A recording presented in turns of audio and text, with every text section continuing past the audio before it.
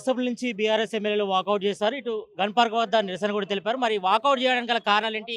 ఇదే విషయంపై మనతో మాట్లాడేందుకు మాజీ మంత్రి వేముల ప్రశాంత్ రెడ్డి ఉన్నారు. వాళ్ళతో మాట్లాడదాం. అన్న, ఇటు వాకౌట్ ఎందుకు చేశారు? మీ కారణం ఏంటి? ఎందుకు?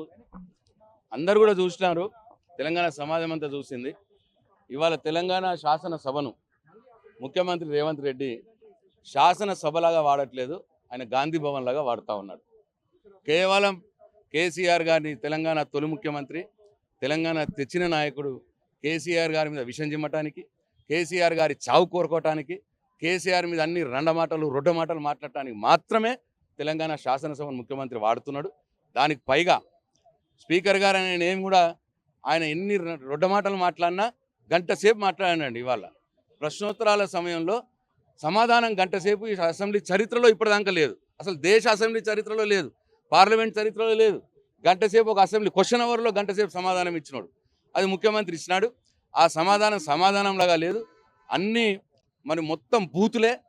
ఆ బూతు మాటల్ని, ముఖ్యమంత్రి బూతు మాటల్ని స్పీకర్ గారు నిలువరించకపోగా, అడ్డుకోకపోగా, ఉల్టా మేము మరి ఆక్షేపణ చెప్పిన మమ్మల్ని మీరు ముఖ్యమంత్రిని విమర్శిస్తే మీకు మైక్ ఇయ్యము అని చెప్పి స్పీకర్ గారు ఆన్ రికార్డులో మైక్లో అంటే మేము ఎందుకు పోవాలండి అసెంబ్లీకిగా? ముఖ్యమంత్రికి డబ్బా కొట్టడానికి పోవాలన్నా మేము అసెంబ్లీకి? ముఖ్యమంత్రి ఏ మాట చెప్పినా ఒకే భజన చేయడానికి పోవాలన్నా మేము అసెంబ్లీకి? స్పీకర్ గారు ఎట్లంటారు ఆ మాట? ముఖ్యమంత్రి గారిని విమర్శించకపోతే మేము ఎవరిని విమర్శించాలి? ఈ ప్రభుత్వ పెద్ద, ఆయన చేసే పనులు ప్రజలకు మంచిగా లేనప్పుడు తప్పకుండా మేము విమర్శిస్తాం. మేము ముఖ్యమంత్రిని విమర్శిస్తే మీకు మైక్ ఇయ్యము అని అన్నాక మేము ఎందుకు పోవాలి అసెంబ్లీకి?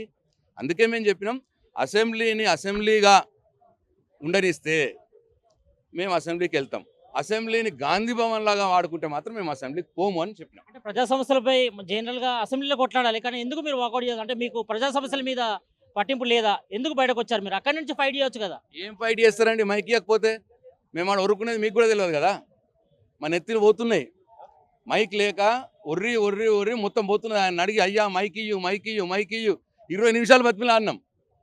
మీకేంది, ఎవరు చూస్తున్నారు? అది మాకు అవకాశం ఇప్పియండి. మీరు మధ్యవర్తిగా ఉండండి, మీడియా మధ్యవర్తిగా ఉండి ముఖ్యమంత్రి ఆయన అన్నప్పుడు మాకు సమాధానం చెప్పే అవకాశం మీరు ఇప్పియండి. మేము అసెంబ్లీలో కూర్చుంటాం, డెఫినెట్గా మాట్లాడతాం. అంటే మీరు గత 10 ఏళ్ల పాటు చేశారు కాబట్టి కౌంటర్గా ఈ రకంగా వాళ్ళు చేస్తారా? గవర్నమెంట్ 10 ఏళ్ల పాటు ఏం చేసినాము ఏంది అనేది ఇక్కడ క్వశ్చన్ కాదు, ఇప్పుడు ఏం జరుగుతున్నది క్వశ్చన్. మీ మీడియాకు నేను విజ్ఞప్తి చేస్తున్నా, మీరు మధ్యవర్తిగా ఉండి మాకు అసెంబ్లీలో మా సమాన రైట్స్ మేము మాట్లాడే అవకాశం ఇప్పియండి. స్పీకర్ గారితో మాట్లాడి ముఖ్యమంత్రిని ఒప్పించి మాట్లాడండి, మేము వస్తాం అసెంబ్లీ. రేపు నదీ జలాలపై ఇష్యూపై కూడా పీపీపీ ప్రజెంటేషన్ ఉంటుంది కదా. ఎస్, మాకు అవకాశం ఇవ్వలేదు కాబట్టి మరి బీఆర్ఎస్ ఎమ్మెల్యేలు అంతా కూడా వాకౌట్ చేశారు. మరి ఇటు సీఎం మాట్లాడినప్పుడు కానీ తర్వాత కౌంటర్గా తమకు అవకాశం ఇవ్వలేదు కాబట్టి మరి ఈ రకంగా డిసిజన్ తీసుకున్నాం. మరి రేపు నదీ జలాల ఇష్యూపై కూడా మరి పీపీటీ ప్రజెంటేషన్ ఉంది కాబట్టి మరి ఒకవైపు ఇటు బీఆర్ఎస్ ఎమ్మెల్యేలు అంతా కూడా మరి తెలంగాణ భవన్లో కూడా పీపీటీ పెట్టుకున్నారు. మరి ఈ విషయంలో మరి వాళ్ళు హాజరవుతారా లేదా, మరి ఒక వాకౌట్ ఈ రోజుకే పరిమితం అవుతుందా, లేదంటే రేపటి అసెంబ్లీ సమావేశాలు వీళ్ళు జాయిన్ అవుతారని కూడా కొంతవరకు ప్రశ్నార్థకంగా మారింది. మరి ఇప్పటివరకు అయితే తమకు అవకాశం ఇవ్వలేదు కాబట్టి మరి అవకాశం ఇస్తేనే మరి అసెంబ్లీ సమావేశాలకు హాజరవుతా అనే విషయాన్ని కూడా మరి బీఆర్ఎస్ ఎమ్మెల్యే ప్రసాద్ రెడ్డి చెప్తున్నారు. కెమెరామ్యాన్ కోటితో సతీష్, RTV, గడ్ పార్క్ నుంచి. Local to global,